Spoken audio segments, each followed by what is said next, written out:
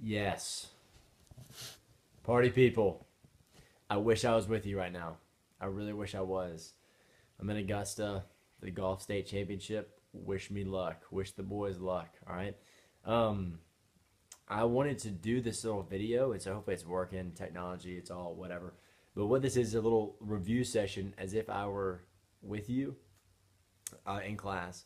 And what I want to do is I want you to watch this, and I like the video because you have the freedom to stop it whenever you want to, write stuff down or whatnot. So it's going to be a short video, but it's going to cover kind of what I want you to know for this quiz tomorrow over what we've talked about with China. And what I like that we've done is we've stopped with China and really just focused on cultural values. So we haven't gone like way in depth with China at all like other countries, but I like finishing the year on a really cool note by talking about a really cool topic like cultural values, collectivism versus individualism, how that relates to Confucianism, how that relates to communism.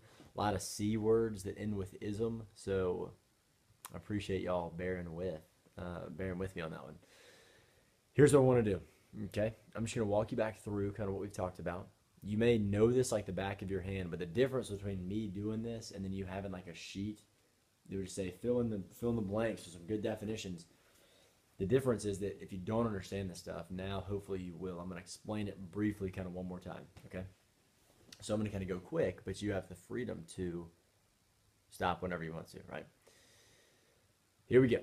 We started by talking about the Silk Road, okay? Why? Because it's cool to understand how China and the U.S., China and the U.S. are very far apart. Also, China and Europe for a long time, like geographically, are very far apart, especially before you have planes and stuff. You can't, it takes forever to get there. And so for a long time in history, those places were totally divided, right? And then they connected Europe and China by this network of trade routes called the Silk Road. And that was huge because what was really happening was cultural ideas were being spread and passed. And we read in that little sheet that a lot of different ideas flowed during that time. And what's good, we kind of made the analogy, if you remember, that what's good about cultural ideas coming together is when you have one person over here who has this set of beliefs, and this person over here who sees the world differently and has this set of beliefs. When they come together, you're going to get a lot of good ideas usually because his perspective and her perspective are going to, whatever, are going to be constructive when they're like, oh, I've never thought about that before, right? I made the analogy like football coach. Like if I sit with another coach, we're gonna talk and come up with some good stuff because his idea and my idea. Anyways, you see what I'm saying? So we started. The point of the whole of that was to start by thinking about cultural differences. Like these people from all the way over here are obviously gonna have differences from these people all the way over here if they've never met. And what's true about the world is what's cool about the world is that that's true. People in the East and China in ancient history had totally different ways of thinking and ways of life than people over in Europe. And so what I want to think about is I want to get you guys as sixth graders at Brookstone thinking about that and thinking about how different people from different parts of the world view the world differently, right? So we kind of paved the way talking about cultural values, right? So for the quiz, I might ask you something about the Silk Road. That's what it was. Network of trade routes that linked China and Europe, basically, and everything in between. Moving on, right? So we're talking about cultural values. So if you remember, we drew the world, the globe. We drew it, we split it, and you said there's four ways you can split it. There's two ways you can split it into four quadrants, if you will. You can split it like this and go north and south. You can split it like this and go east and west. And mainly the world culturally is divided along the line of east and west. And so we call the east Asia, Middle East, Asia, China, right? And we call the west Europe, North America, South America.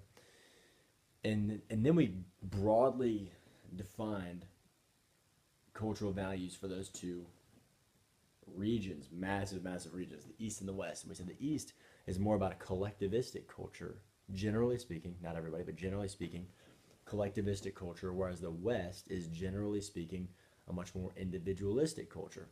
What does that mean, right? So at this moment, hopefully you're in your mind, you're like, oh yeah, duh, yeah, collectivistic, individualistic, we got this, right? You got this, cool. collectivistic, right after that, the focus is on the what? Is on the group, okay? The group, not on the individual. The focus is on the group, okay? And we said an example of that is like people live with their families and they have a huge amount of responsibility to their family and to coming back and living with your family. So if someone goes off to college, they come back home and even if they get married, they come back home and they live with their family and their parents and their grandparents. That's not that uncommon. That's a really concrete example. But in a collectivistic culture, there's a huge amount of focus on the group, on the family, and on just the dynamic of the community, okay, rather than the focus on the individual and his or her goals or aspirations, right? So it's not a bad thing. It's just a totally different focus.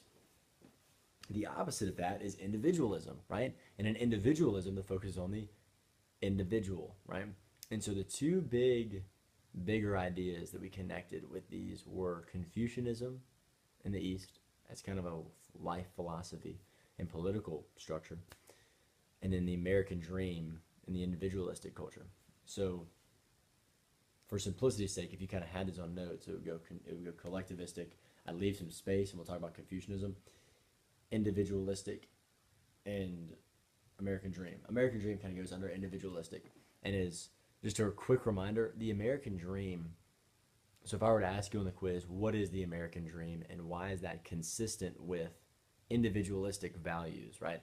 Well, the American dream is this idea, this dream, this concept that in America in particular, you have this, it's possible for anyone and everyone to make it happen and to have the dream of you go to college, you go to college you want to, get the job you want to, you go make money, you go make something of your life, you go, marry the person you want to marry, settle down in a house with a white fence and have 2.5 kids, like the average American family, except what we said about it. So that's kind of the definition of American dream.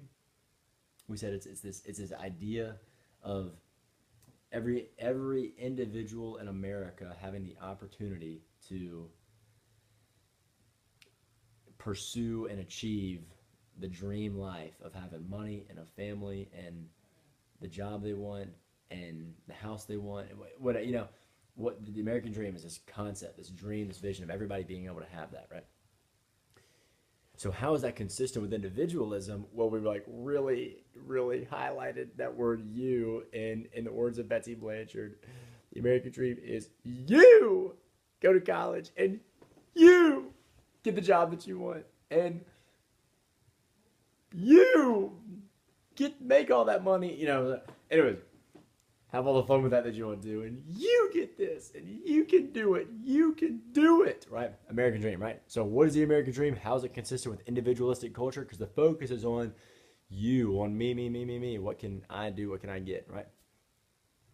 I love that. You, right? I love you guys. We have a lot of fun in class.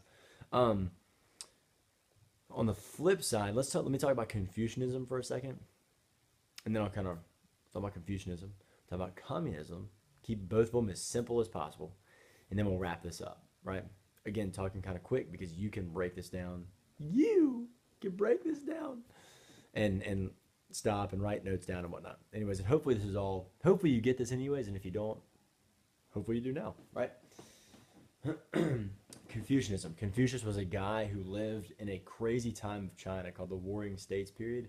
So all around him, society was just kind of falling apart. So what he's doing is trying to envision and lay out the way that society should be governed. Okay? That's the context.